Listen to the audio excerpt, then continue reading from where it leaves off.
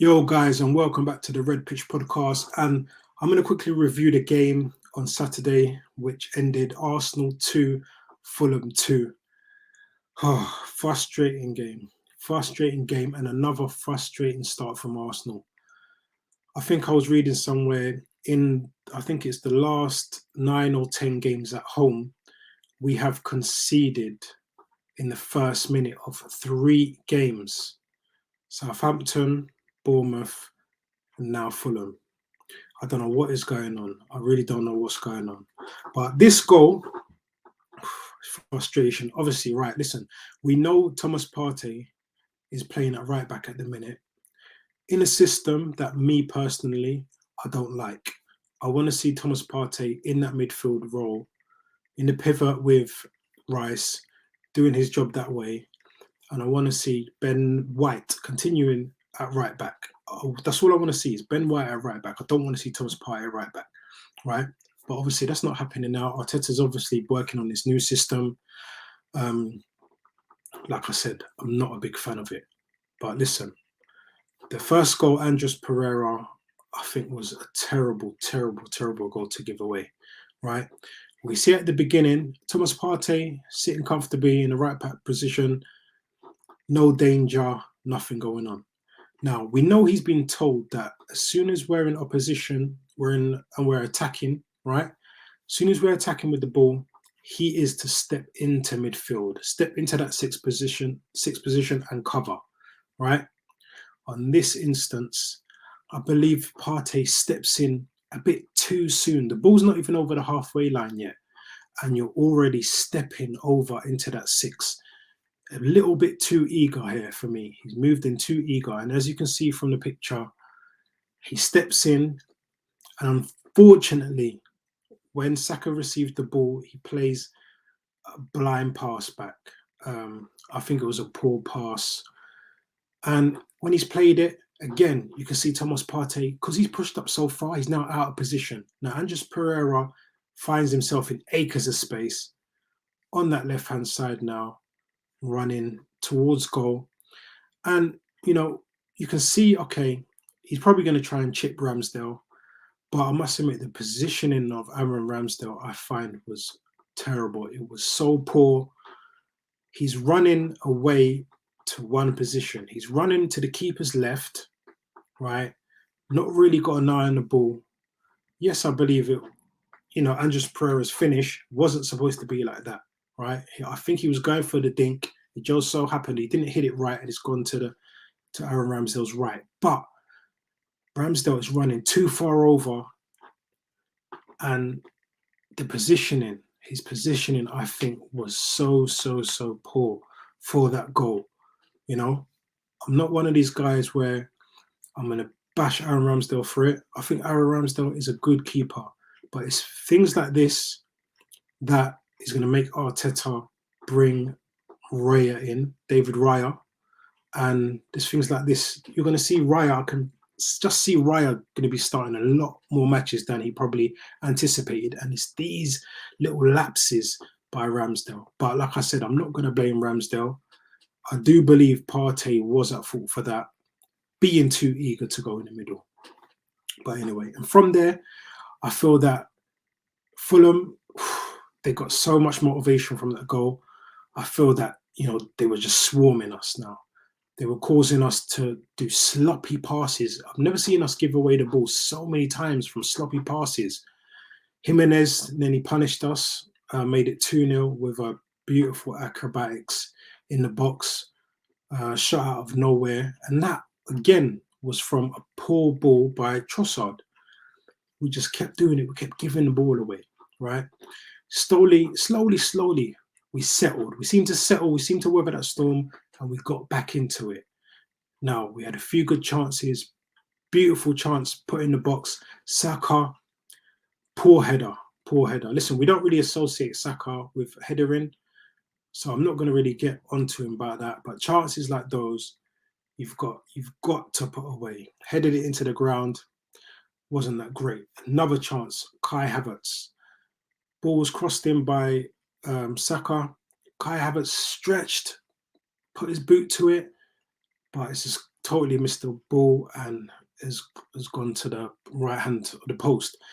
Now, Havertz, I truly believe Havertz is a good player, right? Havertz is a good player. I like him, but I just feel that he slows down the play too much sometimes. Slows down the play, and when he receives the ball, I want Havertz. I want you to turn and go at the defense. The perfect example in the second half. The ball's played up to him. He's in the middle of the opposition half. Instead of taking a touch, putting his head up and looking forward, he had no one around him. He could have collected the ball and he could have gone on the charge. The first touch he does, he knocks it right back and then it's intercepted by the Fulham defence. Listen, right, anyway, we got back into it soon as Fabio Vieira came on. And listen, I'm telling you, Vieira and Eddie Nketiah came on, but let's go with Vieira for now. Fabio Vieira, he's been getting a lot of stick. I've given him my fair share, but since pre-season, every time I've seen him, I think he's looked very good. He's looked very decent. Now, soon as he came on, Vieira changed that game massively. And I feel he's probably got a start in that Havertz position. Vieira was showing for the ball. He wanted the ball. Every time he got the ball, he was driving forward. He was putting in crosses. He was making progressive passes. Everything that Havertz was not doing, Vieira came on, he was doing. And, we came back into the game, 1-1 from a penalty. Beautiful run by Vieira. He was taken down by the defender.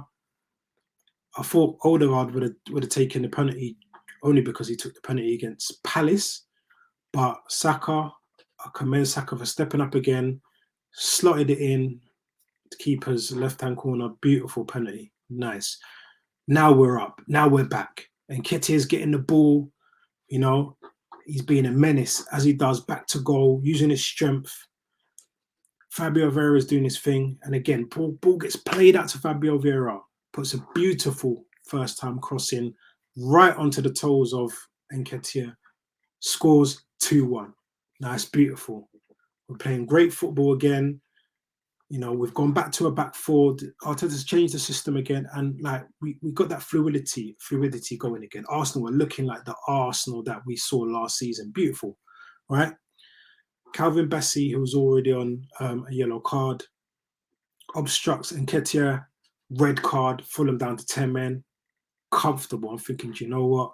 All we got to do is really see the game out. We're winning 2-1. We'll just soak up the pressure, hit them on the counter. I couldn't really see Fulham scoring at all. Now, they get a corner in the last few minutes. Ball's put in, and literally, it's crazy. PALHINHA he's there by himself.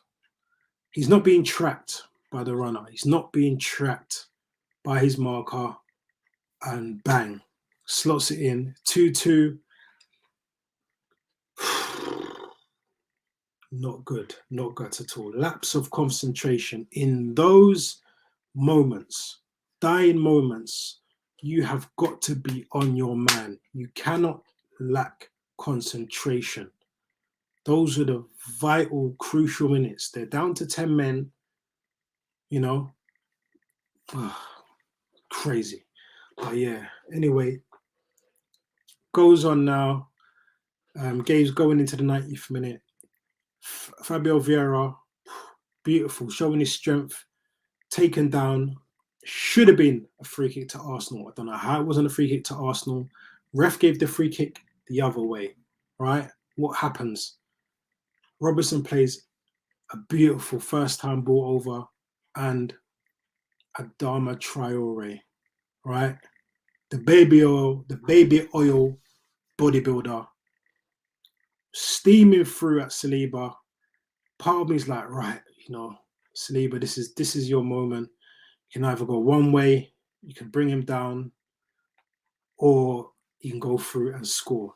I commend Saliba. Saliba kept up with him, and I think he did put him off. Saliba put in a challenge, missed Traore, thankfully, missed the ball. Traore shot and it was a lovely save by Ramsdale.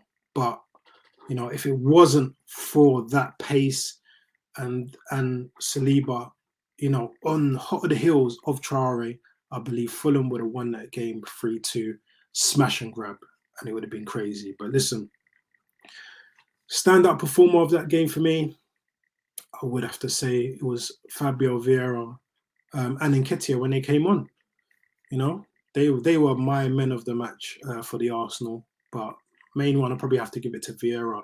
It's the best I've seen him. It's the best I've seen him. And if he's going to continue like that, he deserves to start in the Havertz position over Kai Havertz, because I feel he's probably got a lot more to offer right now than Kai Havertz.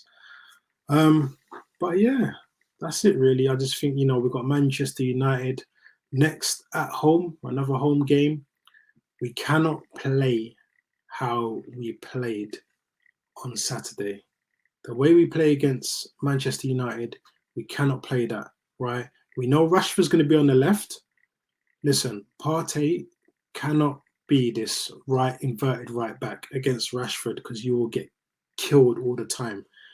Man United be looking for that ball over the top for Rashford, because there's going to be so much space left when Partey steps in.